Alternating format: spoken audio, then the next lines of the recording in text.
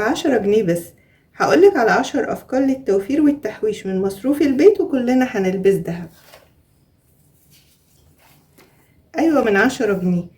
هتقولي ال10 جنيه بتعمل ايه؟ لا، ال10 جنيه هتعمل كتير، وما تستقليش اي مبلغ. ال10 جنيه لو ميزانيتك مكتوبة ومحسوبة هتعمل حاجات كتير. لو اول مرة بتشوفيني فانا امنية علي ودي قناتي، وما تنسيش اللايك والشير والاشتراك في القناة وتفعلي الجرس على الكل عشان يوصلك كل جديد. واللايك لان اللايك ده اللي بيرفع الفيديو ويخليه يوصل لاكبر عدد من الناس عشان الكل يستفيد. 10 جنيه دي ما تستقليش بيها لانها بتعمل حاجات كتير، و10 على 10 على 10 هيبقوا 100، وال100 هتبقى 1000، وهتعرفي تجيبي كل حاجة نفسك فيها وكل حاجة بتحلمي بيها. اول حاجة تعمليها، اول حاجة خطة التحويش.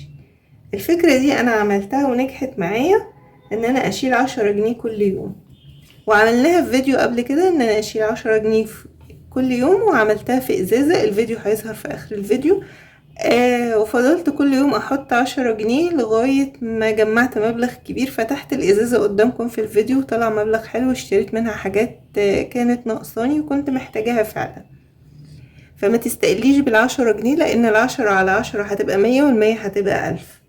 دي فكرة جمعية مع نفسك، وممكن تعملي جمعية مع افراد. الجمعية دي انا يعني جربتها وناس كتير مجربينها، اكيد انتم مجربينها. هي حلوة جدا ان انتي لو دخلتي جمعية ب10 جنيه في اليوم، وجمعتي بقى قرايبك، جيرانك، اصحابك، زمايلك في الشغل، ولادهم، ولاد جيرانك، هتلاقي افراد يدخلوا معاكي جمعية ب10 جنيه في اليوم. لو بقيتوا 10 افراد وكل 10 ايام حد يقبض، يعني هتبقى الجمعية ب1000 جنيه. يعني هتدفعي 10 جنيه في اليوم، وانتي الاولى بقى لان انتي اللي منظمة الجمعية، هتاخدي 1000 جنيه.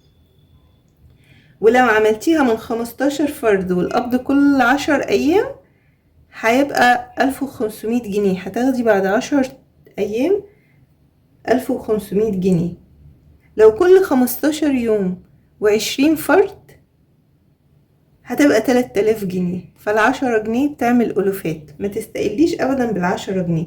الجمعية مع الأفراد أو الجمعية مع نفسك هي جمعية جميلة جدا، ومن أنجح خطط التحويش اللي اتعملت، وكل اللي عملها نجحت معاه. أهم حاجة يكون في هدف واضح، ولازم الاستمرارية. ال10 جنيه سهل جدا ان انتي توفريها، وهقولك دلوقتي على الأفكار اللي ممكن توفري منها ال10 جنيه. لو صعب انك تطلعيها لوحدها، هو انها مش صعبة. لو مصروف البيت 100 جنيه، شيلي ال10 جنيه. فكرة الادخار قبل الشراء، يعني انك تشيلي فلوس لنفسك. ال10 جنيه تشيليها قبل ما تشتري حاجة او قبل ما تصرفي. دي فكرة حلوة جدا، وعملتها في فيديو قبل كده هيظهر في اخر الفيديو. وكل اللي قال احوش بعد ما اصرف ما حوش، لكن انك تحوشي الاول قبل ما تصرفي، لا، هتحوشي وهتقدري تحوشي. لو بتعرفي تشيلي ال10 جنيه وتقدري توفريها من البيت، يبقى كتر خيرك يعني. بصراحة هقولك دلوقتي على افكار انك تاخدي ال10 جنيه. مثلا لو مصروفك اليومي او مصروف البيت 100 جنيه. لو مصروف البيت 100 جنيه، هتخليه 90، وتاخدي بقى 90 جنيه، وتبدأي تفصلي مصروف البيت وميزانية بيتك على 90 جنيه. لو 200 جنيه هتاخدي 10 جنيه وتخليها 190 جنيه. لو 80 جنيه هتخليها 70 جنيه، وتبدأي تشتغلي على 70 جنيه وهتقدري. أهم حاجة يكون فيه هدف واستمرارية. التحويش العادي جميل جدا، والاستمرار انه يبقى عادة من يومك، انك كل يوم تشيلي 10 جنيه لنفسك عشان تشتري بيها حاجة لازمة للبيت، او حاجة انتي نفسك فيها عايزة تجيبيها. دي حاجة جميلة جدا. يبقى قلنا اول حاجة خطة التحويش. تاني حاجة، لو بتعرفي توفري هتوفري ازاي، اللي هو التحويش قبل الشراء. تالت حاجة، الحاجات اللي بتوفر في البيت بقى، منها التفريزات. يعني لما تيجي تفرزي حاجة، اختاري الوقت المناسب لسعرها. يعني مثلا الطماطم وهي رخيصة هاتي وفرزي. البامية والملوخية والبسلة هاتيهم في الوقت اللي هي فيها رخيصة. لو انتي بقى ست مدبرة هتعرفي توفري من التفريزات دي، ان انتي تنقي الوقت. اختاري الوقت الصح اللي هتفرزي فيه. لازم الحاجة تبقى سعرها كويس، ما تجيش في اول الموسم وتشتري عشان تخزني. لا، اصبري لما سعرها يبقى كويس وتبدأي تخزني منها. ومثلا كمان في حاجات تانية، مثلا يعني مثلا الطبخة، طبخة هتطبخي طبق حاجة أو طبقين، تروحيش تجيبي بقى بصلتين كبار وكده، خليها بصلتين متوسطين أو بصلة واحدة كبيرة. الحاجات دي بتوفر، ما انتي هتوفرتي حتى يعني ما تقوليش على حاجة صغيرة وتافهة وملهاش قيمة، لا لها قيمة. لو كل طبخة هتاخدي لها بصلتين كبار أو بصلاية كبيرة، خليهم مثلا واحدة متوسطة، انتي هتفرق في الميزان. يعني البصل الكبير مثلا الكيلو النفرت هيبقى 5، الكيلو الوسط هيبقى 7 و8، فهتفرق في الميزان، هتفرق في عدد الأكلات. الحاجات دي بتفرق، ما تقوليش ما هي ال10 جنيه دي احنا قلنا 10 على 10 هتبقى 100، ال10 جنيه دي جاية من جنيه و2 و3 و5. فانتي لما تبدأي عايزة توفري من مصروف بيتك، بتوفري بقى من الحاجات الصغيرة دي. رابع حاجة، انك تشيلي من كل أكلة حاجة. الفكرة دي حلوة جدا، اللي هو احنا ازاي نوصل لزيرو مصروف البيت. زيرو مصروف البيت ده بيجي ازاي؟ انك تقومي من النوم الصبح، انا مش هصرف حاجة، ولنفرض ان مصروف البيت 100 جنيه في اليوم، انا قررت النهاردة مش هصرف حاجة، عندي باقي فول وباقي مثلا عجينة طعمية، هعمل فطار وبطاطساية مهروسة هعمل العشاء. ده من البيت. ان انتي توصلي لمرحلة زيرو مصروف البيت، ان انا مثلا من كل اكلة اعملها، ولنفرض هخليه مثلا يوم السبت، بلاش الجمعة عشان اغلبنا بيبقى اجازة، فمفيش داعي نعمل الخطوة دي يوم الجمعة، يعني خلي يوم الجمعة اكل حلو يعني.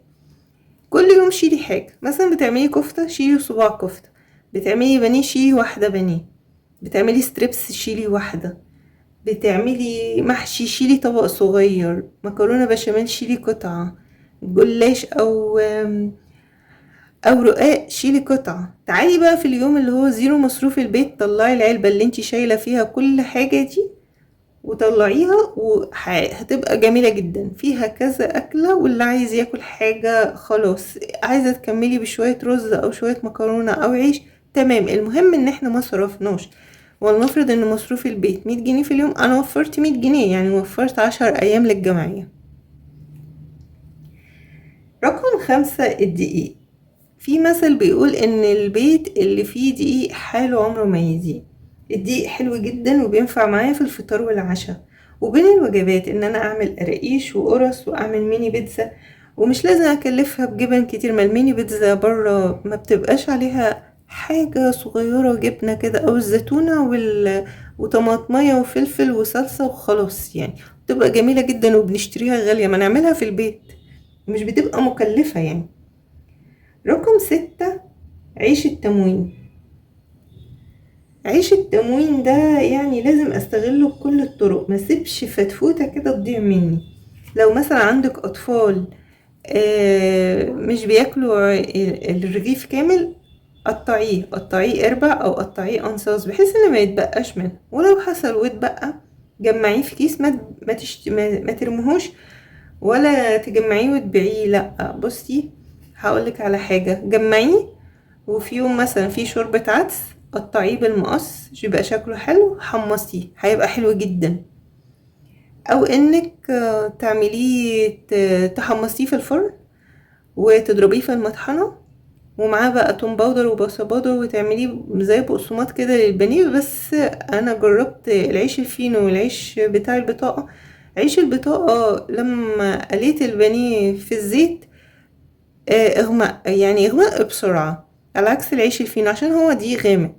فلما جربته بقى يعني ما يأستش، برضه حاولت فيه تاني، عملته في الفرن، رشيت قطعة البانيه زيت ودخلتها الفرن، كان جميل جدا وما غمقتش وطلع مقرمش وخطير جدا جدا جدا. اتمنى كلكم تجربوها يعني.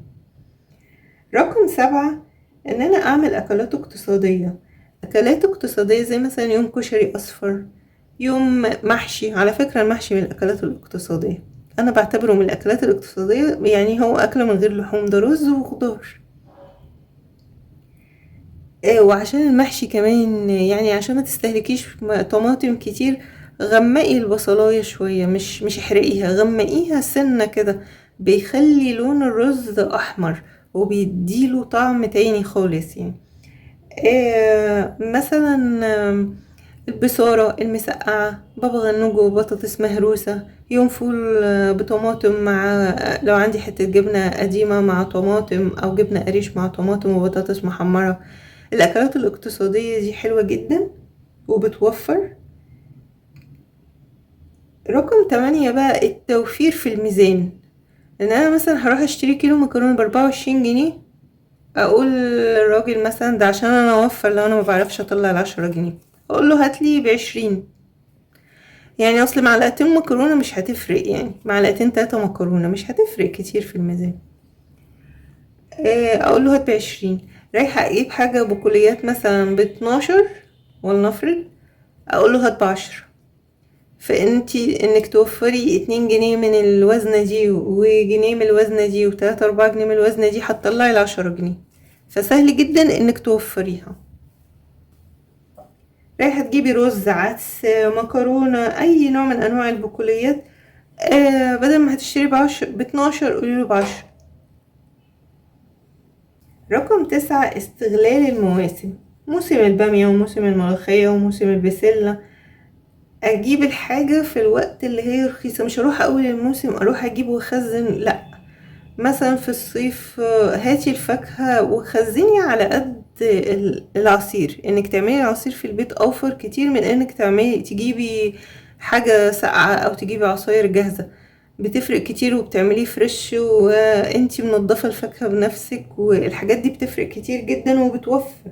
اوفر كتير. شوفي احنا بنجيب ازازة العصير الجاهز بكام، شوفي بنجيب كيس الخضار المتخزن من السوبر ماركت بقد ايه.